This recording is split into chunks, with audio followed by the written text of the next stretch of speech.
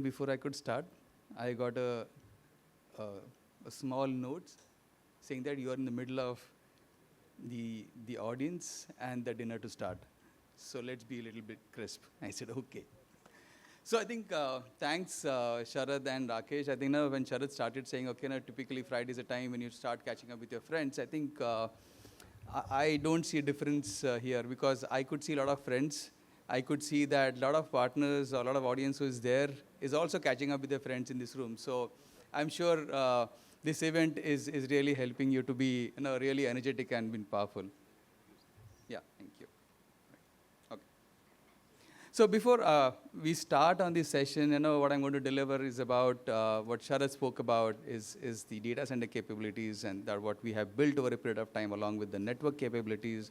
Rakesh spoke about how are we offering the experience, okay, the medium of experience via the network services and the penetration that we have beyond the pin code. I think something which I have never heard about, but thanks Rakesh for that.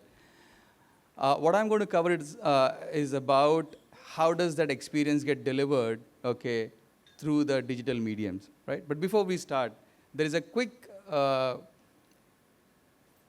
questions possibly that I'm going to ask, and there are some goodies to it who answers it. And the answers are in the room or possibly in the presentation that you all heard about. What does this number? Fabulous, fabulous, fabulous. You've been attentive. There has to be a goodie for that. I have 2 goodies to offer, right? So please be it's like fastest finger first, right? What is this? What does 2 stands for? All right, I wouldn't take too much of time, but just in case if somebody has any answer.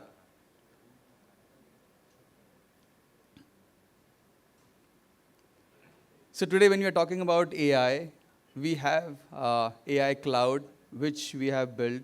Obviously, we have AI capable data centers plus AI cloud, which we are building. We have 2 nodes in India, which means we are in the entire digital journey of the customer, where they are trying to experiment with a lot of AI workloads to be hosted. What is this number? Anybody who can make a guess on this number? Any guess? What is this about? Certainly, we will have a goodie. Yeah.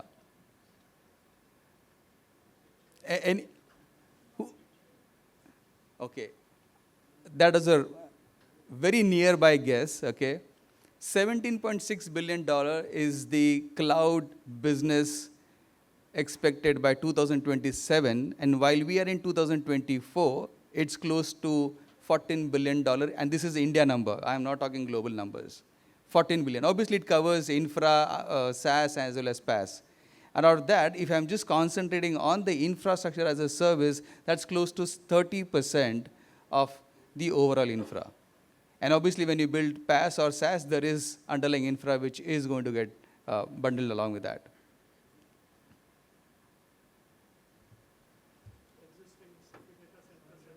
Fabulous, fabulous, fabulous, right? So thanks. I think that says that you all been hearing, listening to us, and being really interested in what we are here for.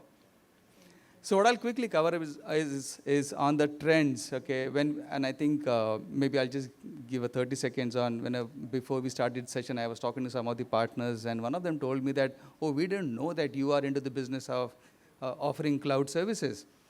I said, that means we need to do a good amount of engagement with you all going further, right? Which means the opportunities are bigger and wider for us to engage together. As, in fact, Rakesh also mentioned in his earlier slide, which are the 2 industries which are largely growing, which is one is BFSI and telecom. In the cloud world, the industry trends today, in addition to BFSI, is the manufacturing segment. lot of connected ecosystems are getting created. When we see our vehicle today, and I remember 10 years ago when I used to drive a car and what I drive today, my car is sometimes I feel is talking to me, is like a friend to me. It gives a lot of information. And when you look about the automotive industry which is growing, the cars have been self-driven. Obviously, there will be time. In fact, in India, there are people in the tier 3 cities. I remember there's one video. Is a gentleman who has built a self-driving autonomous car. He'd experimented on a Mahindra Bolero, right?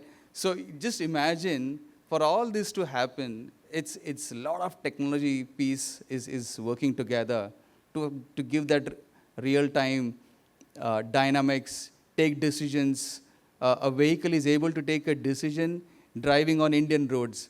And if it is in US or in Europe, we can still understand a lot of hygiene that people follow while walking, while driving. In India, in a rural road, right? So the point that I'm trying to make here, friends, is there is enormous growth which is really happening as we speak and in the next 5 years to go. AI workloads are really game changers. The banking fraternity, you look at the overall UPI payments, maybe before the Notebandi, we never even thought about it. But today, even a 10 rupee transaction can happen on the fly within few seconds, right? So that's a transformation which is going through, and I think we should be all part of that race. We are. Obviously, we should be able to identify what is the pie that we can pick together, and how Sify can be a partner over there.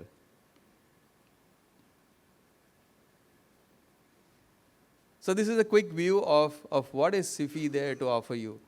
So in addition to data centers and the connectivity, we have built our own cloud nodes in India, which is expanding.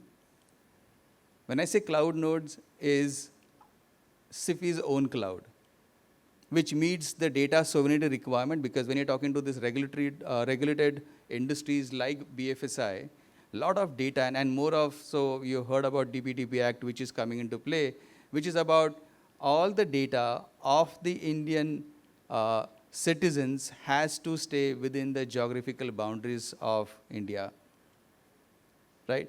Which means that whatever data that gets generated, even by these IoT devices, will have to be staying here within India.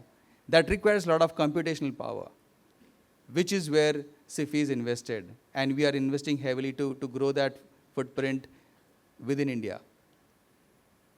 So we have our own data centers, we have our own cloud nodes. In addition to that, so when I say cloud node, it is both the flavors, which is the multi-tenant cloud, plus we have the entire capability to offer private cloud. And when I'm saying so, maybe just to add to the numbers, we have close to 400 plus customers already to whom we are servicing through our offering. These are just Sify services. There are a lot of customers. So we also have engagements along with all the hyperscalers like AWS, Azure, Google, and the Oracles of the world. So that's a capability matrix that we have built where we are able to not just do the servicing in terms of the billing, but we are also able to give a complete managed services wrapper to a customer where it can be a mix of on-prem, it can be a mix of something hosted onto our cloud, it can be something which is hosted onto hyperscalers. So for you as a partner, when you are in front of the customer, you have an option to cherry pick where do you want to engage with us. There will be services right from, let's say, consulting to solutioning that you will be able to deliver to your customers. There will be certain services where you will be able to deliver. There will be certain niche services where you would want to focus and grow, and there are certain services you would want to have Sify to support you in that. That's a complete model which we have built for our partners. Again, maybe getting a little specific, one is Cloud Infinite. So the brand name, the product name that we have is Cloud Infinite, CI. Which is our own cloud. We have purpose-built cloud for SAP workloads. We have MATI-empaneled cloud nodes. So our cloud nodes are empaneled by MATI, which means for any government RFPs that you could work for, which is usually hosted from or let's say released by GEM portal, our data centers are empaneled and certified. And in addition to that, as I said, AI data centers or the AI node which we have built is obviously to cater all the new age workloads. One of the important aspect, maybe before I move to the next slide, very important aspect is we being a network service provider, okay, what is the most inherent benefit that we bring to the table to our customers hosted onto our cloud is that is a very predictable billing, because we are able to give them a fixed billing on the bandwidth, which usually in the hyperscalers is based on the data transfer, which is highly unpredictable. So that's one of the USPs. There are multiple other USPs which we can talk about. I'm sure I don't want to do the sales pitch right now. I think I've done enough to have the conversation during the drinks and dinner. Yeah. This is just a gist of what I just spoke about. It's a high performance GPU as a service that we are building our capabilities. We already started, and we are further investing as we grow further and progress with our partners and customers. Just one interesting aspect is that, is there any partner who is really building capabilities on certain specific use cases to be deployed on the AI cloud? Really interesting phase to have work along with Sify. This is an overall governance structure, or let's say the offering structure that we have. Okay, I don't want to go into too much of it. I would like to just focus on one angle, which is the cloud management portal, which is a CMP, which is a common layer or a single pane of glass from where you as a partner as well as a customer would be able to monitor and manage the entire infrastructure landscape hosted with either us or with any hyperscalers, or it is on-prem. So that helps the customer to have a very single pane of glass view and control of all the tickets, resolutions, SLAs from a single window.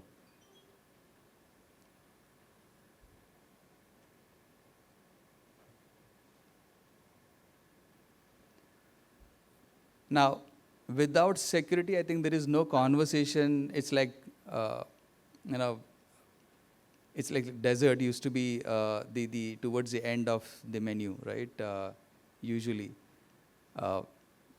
in the younger generation, they would want to know what's the desert in the beginning of the dinner, right? So today, in any conversation, without security, you cannot complete the conversation, because that has become the center stage of any discussion.